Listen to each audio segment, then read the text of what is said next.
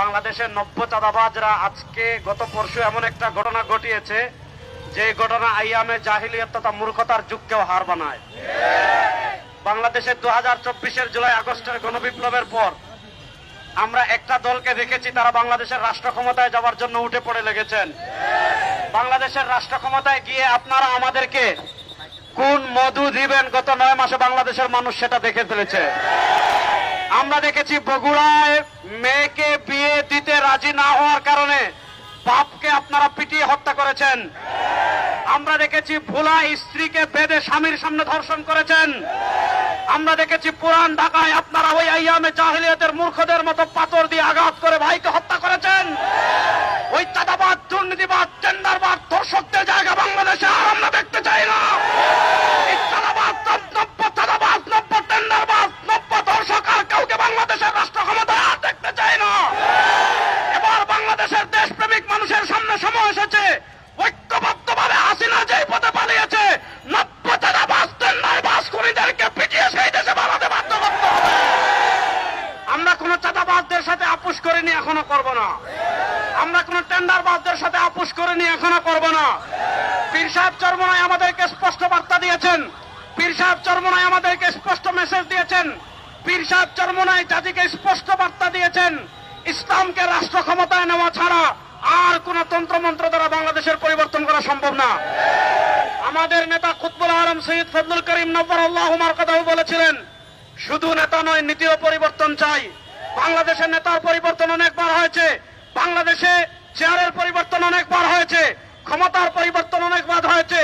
একদল চাঁদাবাজকে তাড়াই, তার চেয়ে বড় চাঁদাবাজ সামনে চলে আসে। একদল খুনিকে তাড়াই, তার থেকে আরো বড় খুনি সামনে চলে আসে।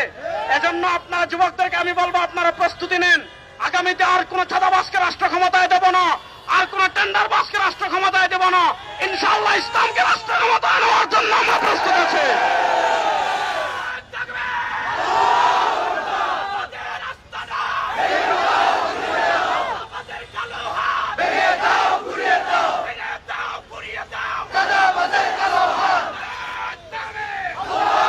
আমি আরেকটা কথা বলি, ইসলামী আন্দোলন বাংলাদেশ ঐক্যমত্য কমিশনে পৃথক শরিয়া কোডের প্রস্তাবনা করেছিল। আমাদের দেশের যে আইন রয়েছে, আমাদের দেশের যে আদালত রয়েছে, গত 52 বছরে এটা প্রমাণিত হয়েছে, এই আদালত দিয়ে খুন বন্ধ করা সম্ভব না, এই আইন দিয়ে খুন বন্ধ করা সম্ভব না। আজকেও আমরা স্পষ্ট ভাষায় বলি, আপনারা শরিয়া কোড চালু করেন। কোরআন হত্যাকাণ্ডের যে বিধান দিয়েছে, যে বিচার দিয়েছে, ওই বিচার বাংলাদেশে বাস্তবায়ন করেন। ইনশাআল্লাহ 1 মাসের ভিতর সবকিছু বন্ধ হয়ে যাবে। এজন্য আগামীতে বাংলাদেশে আরেকটা বিপ্লব হবে, সেই বিপ্লব হবে ইসলামের বিপ্লব। আপনারা ইসলামের বিপ্লবের প্রস্তুতি নেন। ইসলামকে রাষ্ট্র ক্ষমতায় নেওয়ার মাধ্যমে বাংলাদেশে আমরা সকল অন্যায়ের অপসারণ করবো ইনশাআল্লাহ। আল্লাহ তাআলা ইসলামকে রাষ্ট্র ক্ষমতায় নেওয়ার তৌফিক আমাদের সবাইকে দান করেন। আমরা ইন্টারিম গভর্নরকে স্পষ্ট ভাষায় বলছি, আপনারা কেন একটা বিশেষ দলের প্রতি এত দুর্বল আমরা বুঝতে পারি না। আপনারা চাঁদাবাজদেরকে ধরেন, আপনারা টেন্ডারবাজদেরকে ধরেন, আপনারা খুনিদেরকে ধরেন, আর আমার দেশের ব্যবসায়ী ভাইদেরকে আমরা একটা আহ্বান করব, প্রত্যেকের দোকানে একটা বড় করে বাঁশের লাঠি রাখবেন।